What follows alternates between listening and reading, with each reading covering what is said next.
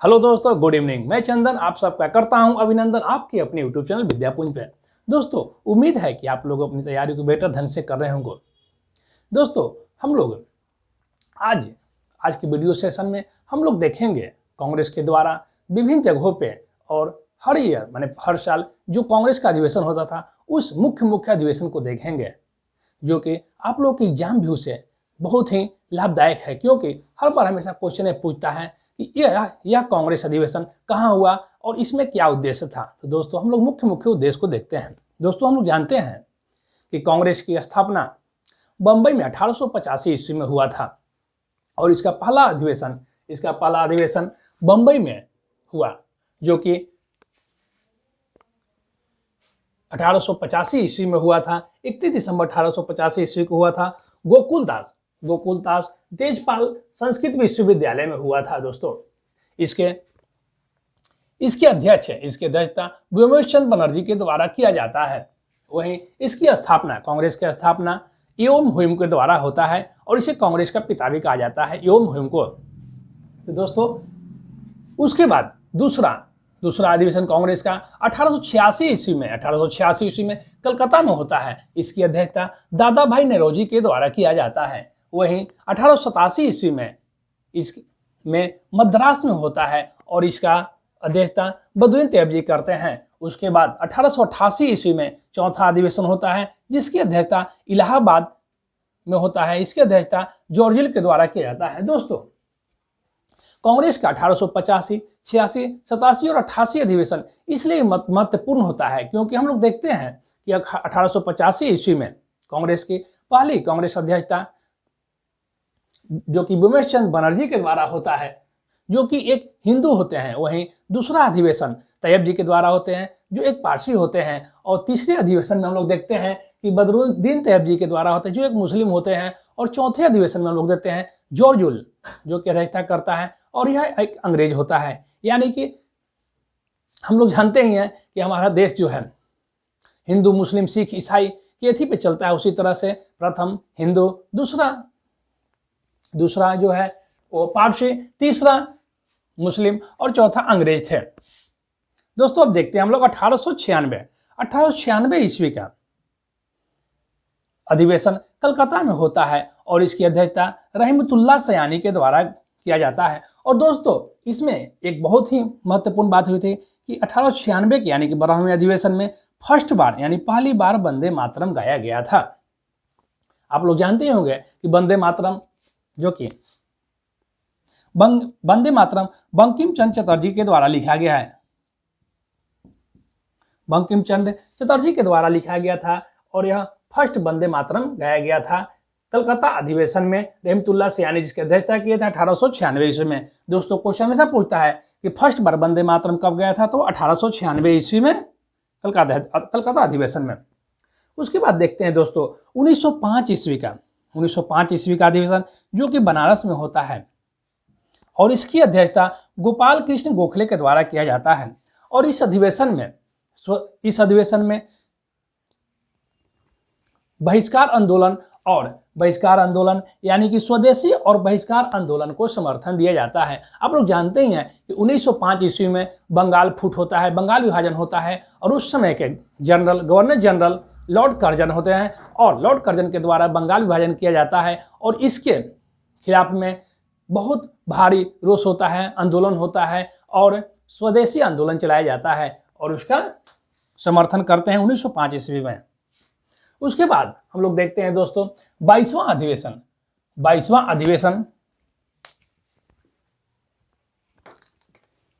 उसके बाद दोस्तों हम लोग देखते हैं 22वां अधिवेशन, जो कि 1906 ईस्वी में होता है और इसकी अध्यक्षता दादा भाई नौरोजी के द्वारा किया जाता है और वो भी कलकत्ता में होता है। इसमें पहली बार स्वराज शब्द का उपयोग किया जाता है, यानी कि अब हमें स्वराज चाहिए। उसके बाद दोस्तों हम लोग देखते हैं कि कांग्रेस का 23वां अधिवेशन 1907 ईस्वी में होता है, जो कि सूरत में होता है और इसकी अध्यक्षता डॉक्टर रासबिहारी घोष करते हैं। दोस्तों, आप लोग जानते हैं कि 1907 ईस्वी का जो कांग्रेस अधिवेशन सूरत में होता है वो कांग्रेस फूट के लिए जाना जाता है। यानी कि नरम दल और गरम दल दोनों आपस में फूट जाते हैं और अलग अलग हो जाते हैं, क्योंकि इसमें नरम दल चाहता था कि हम अपनी अध्यक्षता बनाएं, वहीं वो गरम दल चाहता था कि हम अपने पार्टी के मतलब किसी को अध्यक्ष बनाएं, जिसके कारण दोनों में आपस में फूट होता है। और इसकी अध्यक्षता 1907 की अध्यक्षता डॉक्टर रास बिहारी घोष के द्वारा किया जाता है। दोस्तों आप लोग याद रखिएगा कि डॉक्टर रास बिहारी घोष एक अलग थे और एक रास बिहारी बोस अलग थे।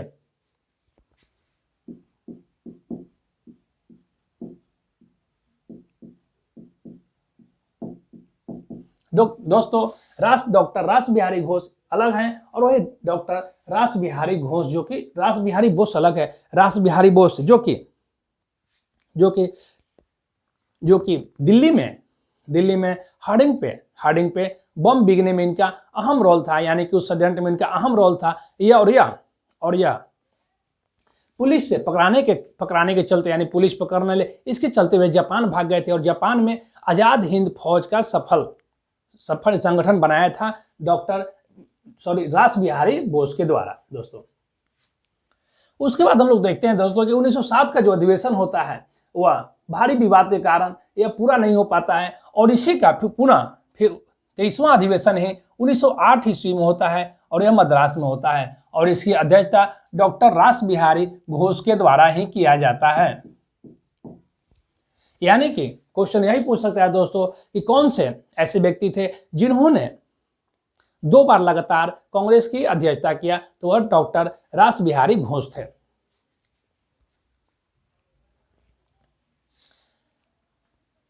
दोस्तों उसका 25वां अधिवेशन, कांग्रेस का 25वां अधिवेशन 1910 ईस्वी में इलाहाबाद में होता है, जिसकी अध्यक्षता विलियम बेटरमन करते हैं और इसमें पहली बार जनगण मन को गाया गया था।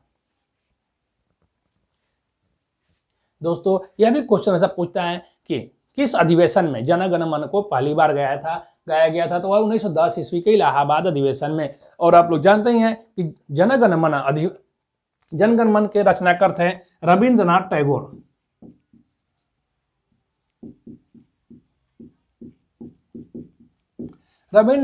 थे।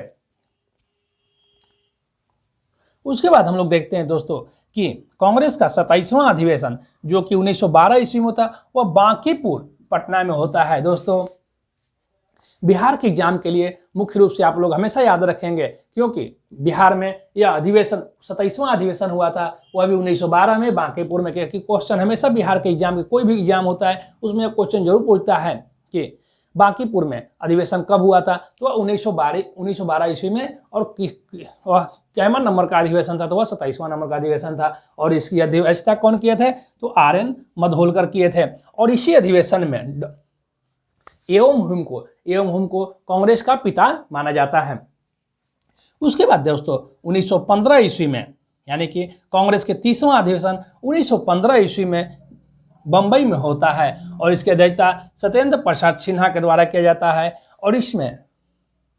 और यह इसलिए जाना विख्यात है क्योंकि इसमें प्रथम बार लॉर्ड वेलिंगटन भाग लिए।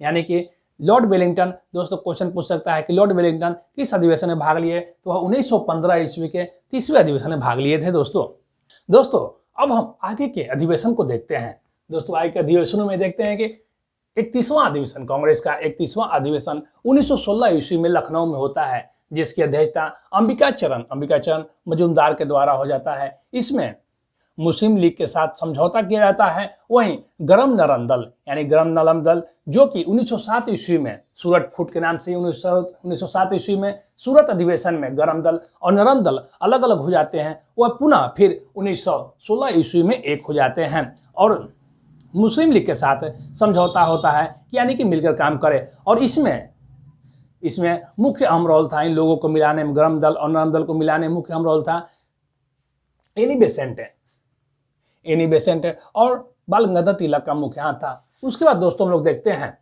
कि कांग्रेस का 32वां अधिवेशन 1917 ईस्वी में कलकत्ता में होता है, जिसकी अध्यक्षता एनी बेसेंट के द्वारा किया जाता है। दोस्तों इससे एक क्वेश्चन बनता है, एनी बेसेंट पहली महिला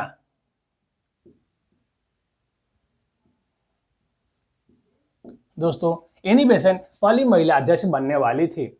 कांग्रेस के पहले अधिवेशन बने पहली महिला, आप लोग को हमेशा याद रखेंगे, पहली महिला कांग्रेस के अध्यक्ष बनने वाली एनी बेसेंट थी, यानी कि 1917 में कलकत्ता अधिवेशन में बनती है। उसके बाद दोस्तों कांग्रेस का अधिवेशन 34वां जो कि 1919 ईस्वी में होता है अमृतसर में होता है, जिसकी अध्यक्षता मोतीलाल नेहरू के द्वारा किया जाता है। और इस अधिवेशन में जालियांवाला हत्याकांड जो कि 13 अप्रैल 1919 ईस्वी को होता है उसकी भर्त्सना किया जाता है।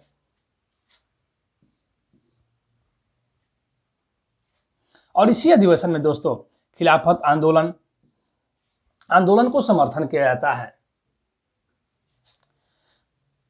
दोस्तों 1920 के विशेष अधिवेशन में, दोस्तों 1920 के विशेष अधिवेशन जो कि कलकत्ता में होता है, इसका अधिवेशन लाला लाजपत राय के द्वारा किया जाता है। इसके अध्यक्षता लाला लाजपत राय के द्वारा किया जाता है और इस अधिवेशन में असहयोग प्रस्ताव को स्वीकार कर लिया जाता है। दोस्तों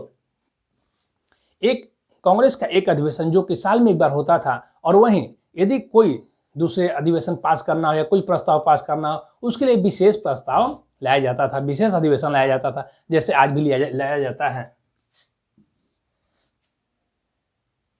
उसके बाद दोस्तों कांग्रेस का 37वां अधिवेशन जो कि 1922 ईस्वी में होता है वह गया में होता है और इसकी अध्यक्षता चित्तरंजन दास के द्वारा होता है। इसमें काउंसिल में प्रवेश को लेकर दो खेमा बढ़ जाता है। एक परिवर्तनवादी जो खेमा काउंसिल में प्रवेश के लिए चाहता था उसे परिवर्तनवादी कहते थे, और जो काउंसिल में प्रवेश नहीं करना चाहता था उसे अपरिवर्तनवादी कहा गया दोस्तों, क्योंकि कुछ लोगों का मत था कि हम लोग चुनाव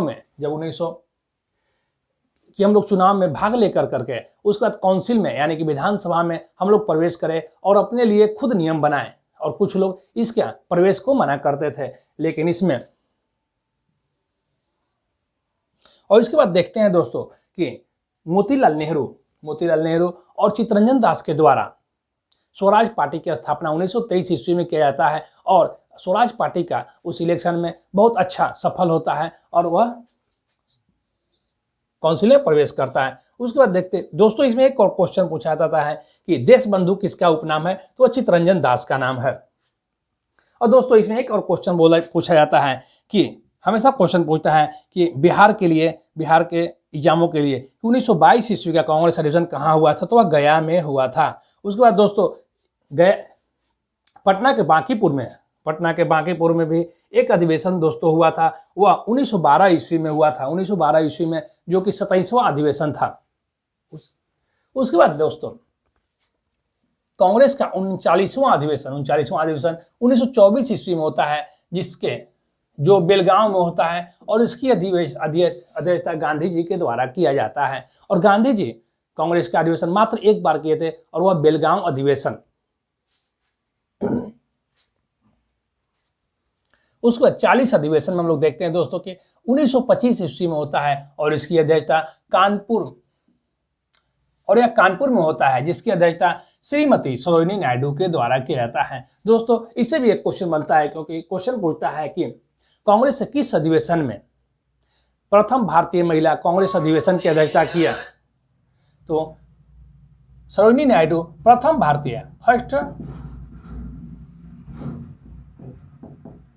भारतीय महिला थी जो कि कांग्रेस की अध्यक्षता किए। और वहीं दोस्तों आप लोग हमेशा दोस्तों इस पर ध्यान रखेंगे कि प्रथम महिला जिसने कांग्रेस के अधिवेशन की अध्यक्षता की वह एनी बेसेंट थी, और वहीं भारत की प्रथम महिला यदि बोले तो वह सरोजिनी नायडू थी। उसके बाद दोस्तों हम लोग देखते हैं महत्वपूर्ण अधिवेशनों में 43 नंबर का, जो कि 1928 ईस्वी में कलकत्ता में होता है, जिसकी अध्यक्षता मोतीलाल नेहरू के द्वारा किया जाता है। और इस अधिवेशन में ब्रिटिश को यह कहा जाता है कि मोतीलाल नेहरू यानी कि नेहरू रिपोर्ट को मान लिया जाए। नेहरू रिपोर्ट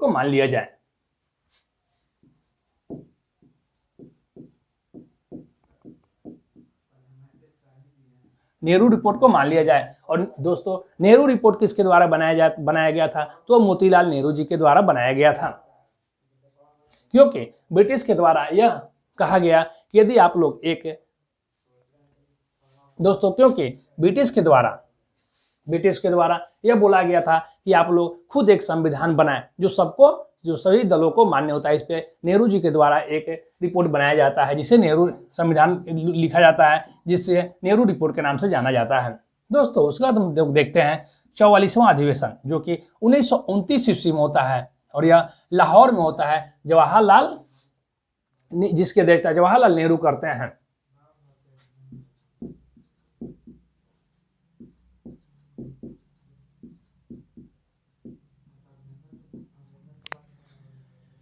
दोस्तों 44वां अधिवेशन 1929 ईस्वी लाहौर में होता है, जिसकी अध्यक्षता जवाहरलाल नेहरू के द्वारा किया जाता है और यह एक ऐतिहासिक यहाँ घटना होती है। इसमें पूर्ण स्वराज की जवाहरलाल नेहरू के द्वारा पूर्ण स्वराज की मांग होती है और इसमें यह भी निर्णय लिया जाता है कि 26 जनवरी को हम लोग स्वतंत्रता दिवस मनाएंगे और उसी समय से हर साल 1926 ईस्वी को 26 जनवरी को हम लोग स्वतंत्रता दिवस मनाते आ रहे हैं आजादी के समय तक।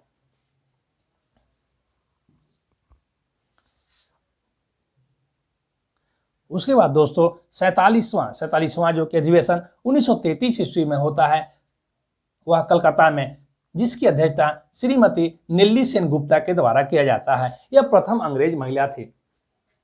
यानी कि दोस्तों यहाँ से महिलाओं के लिए 3 क्वेश्चन निकलता है। यानी कि कांग्रेस की अधिवेशन करने वाली प्रथम महिला जो कि एनी बेसेंट, वहीं भारत की प्रथम महिला सरोजिनी नायडू, और यदि अंग्रेजी बोला जाए यानी कि ब्रिटिश कोई अंग्रेज बोला जाए तो वह श्रीमती नेल्ली सेन गुप्ता। उसके बाद दोस्तों कांग्रेस का 48वां अधिवेशन 1934 ईस्वी में बंबई में होता है, जिसकी अध्यक्षता डॉक्टर राजेंद्र प्रसाद के द्वारा किया जाता है और इस अधिवेशन में अखिल भारतीय ग्रामोद्योग संघ की विधिवत स्थापना किया जाता है। दोस्तों इसके बाद हम लोग देखेंगे कुछ और महत्वपूर्ण। दोस्तों अब हम देखते हैं अब हम लोग आगे अधिवेशन को देखते हैं, यानी कि 50वां अधिवेशन को देखते हैं। दोस्तों कांग्रेस का 50वां अधिवेशन 1937 ईस्वी में फैजपुर में हुआ था, जिसकी अध्यक्षता जवाहरलाल नेहरू के द्वारा किया गया था। और दोस्तों यह अधिवेशन इसलिए मुख्य विशेष है क्योंकि यह पहला अधिवेशन था जो कि एक गांव में हुआ था। दोस्तों हमेशा यह क्वेश्चन पूछता है कि कांग्रेस का वह कौन सा अधिवेशन है जो एक गांव में हुआ था, तो वह फैजपुर अधिवेशन होता है। दोस्तों उसके बाद 51वां अधिवेशन 1938 ईस्वी में हरिपुरा में होता है, जिसकी अध्यक्षता सुभाष चंद्र बोस के द्वारा किया जाता है और इस अधिवेशन में झंडा गीत को स्वीकृति मिलती है। उसके बाद दोस्तों देखते हैं 52वां अधिवेशन 1939 ईस्वी में त्रिपुरी में होता है। दोस्तों इसमें कुछ विवाद भी होते हैं क्योंकि त्रिपुरी अधिवेशन के लिए गांधी जी पट्टाभी सीतारामैया को अध्यक्ष बनाना चाहते हैं, लेकिन चुनाव के द्वारा सुभाष चंद्र बोस को चुन लिया जाता है, जिसके कारण गांधी जी में मनमुटाव होता है और अंततः सुभाष चंद्र बोस अध्यक्षता पद से इस्तीफा देते हैं। और उसके बाद दोस्तों इसकी अध्यक्षता डॉक्टर राजेंद्र प्रसाद के द्वारा किया जाता है। और इसके बाद दोस्तों जानते हैं कि सुभाष चंद्र बोस कांग्रेस से अलग हो जाते हैं और फॉरवर्ड ब्लॉक की स्थापना करते हैं। और उसके बाद 1941 ईस्वी में सुभाष चंद्र बोस जर्मनी चले जाते हैं, यानी कि ब्रिटिश युद्ध लड़ने के लिए जर्मनी चले जाते हैं और उसके बाद सिंगापुर जाते हैं और वहां से वे छापामार युद्ध करते हैं आजाद हिंद फौज के द्वारा। उसके बाद हम लोग देखते हैं 53वां अधिवेशन जो कि 1940 ईस्वी में होता है और यह रामगढ़ में होता है, जिसकी अध्यक्षता अबुल कलाम आजाद के द्वारा किया जाता है। और इसमें व्यक्तिगत सत्याग्रह को स्थगित किया जाता है। दोस्तों हम लोग जानते ही हैं कि व्यक्तिगत सत्याग्रह गांधी जी के द्वारा चलाया गया था और इसमें प्रथम व्यक्तिगत आंदोलन के प्रथम सत्याग्रही जिसे विनोबा भावे को चुना जाता है और दूसरे सत्याग्रही जवाहरलाल नेहरू को चुना जाता है। उसके बाद दोस्तों हम लोग देखेंगे 54वां अधिवेशन जो कि 1946 ईस्वी में मेरठ में होता है, जिसकी अध्यक्षता जेबी कृपलानी करते हैं। दोस्तों इसमें होता है क्या कि 1946 अप्रैल में, यानी कि अप्रैल 1946 में जवाहरलाल नेहरू को चुना जाता है, जवाहरलाल नेहरू अध्यक्ष चुना जाता है, लेकिन वे नवंबर 1946 को इस्तीफा देते हैं और उसके बाद अध्यक्ष जेबी कृपलानी करते हैं और उसी समय हम लोग को आज़ादी मिलती है। इसलिए दोस्तों आप लोग हमेशा क्वेश्चन पूछता है कि आज़ादी के समय, यानी कि 1947 ईस्वी में आज़ादी के समय, स्वतंत्रता दिवस के समय कांग्रेस का अध्यक्ष कौन था, तो जेबी कृपलानी थे। मतलब आज़ादी के समय जेबी कृपलानी थे। उसके बाद दोस्तों लोग देखते हैं आज़ादी के बाद प्रथम अधिवेशन जो कि 1948 ईस्वी में होता है और वह जयपुर में होता है, जिसकी अध्यक्षता श्री पट्टाभी सीतारामैया के द्वारा किया जाता है। और श्री पट्टाभी सीतारामैया के द्वारा एक पुस्तक लिखा जाता है, वह था कांग्रेस का इतिहास। यानी कि दोस्तों यदि पूछे कि आज़ादी के बाद कांग्रेस का अधिवेशन कहाँ हुआ था, तो वह 1948 ईस्वी में जयपुर में हुआ था, जिसकी अध्यक्षता पट्टाभी सीतारामैया के द्वारा किया गया था। और इन्होंने एक पुस्तक लिखा, कांग्रेस का इतिहास। उसके बाद दोस्तों 57वां अधिवेशन जो कि 1950 ईस्वी में पुरुषोत्तम दास टंडन के द्वारा किया जाता है। दोस्तों हम लोगों ने अभी रिवीजन किया दोस्तों कि कांग्रेस का इतिहास, यानी कांग्रेस के जितने भी अधिवेशन मुख्य अधिवेशन थे जो एग्जाम में आने वाले थे, यानी कि 1985 ईस्वी से शुरू करके 1947 या 1947 ईस्वी तक हम लोग देखें, 1948 तक देखें, 1950 तक देखें। तो दोस्तों हमने जो पढ़ाया, आप लोग जिस अधिवेशन के बारे में हमने आपको बताया है, वह आप लोग हमेशा इसे ध्यान कर अपने दिमाग में और इसे याद रखेंगे, ताकि बाद में कभी भी क्वेश्चन पूछे तो आप लोग इसे जरूर सॉल्व करें। तो दोस्तों आज के लिए इतना ही। इसके बाद हम लोग अगले वीडियो में मिलेंगे, अगले सेशन में मिलेंगे दोस्तों। तब तक के लिए, और दोस्तों यदि आप लोगों को मेरा वीडियो अच्छा लगे तो आप लोग मेरे YouTube चैनल विद्यापुंज एकेडमी को जरूर सब्सक्राइब करें दोस्तों, लाइक और सब्सक्राइब करें दोस्तों। और यदि कुछ कहना हो तो जरूर कमेंट बॉक्स में कमेंट करें। तब के लिए अब अगले वीडियो हम लोग मिलेंगे। तब के लिए दोस्तों जय हिंद दोस्तों।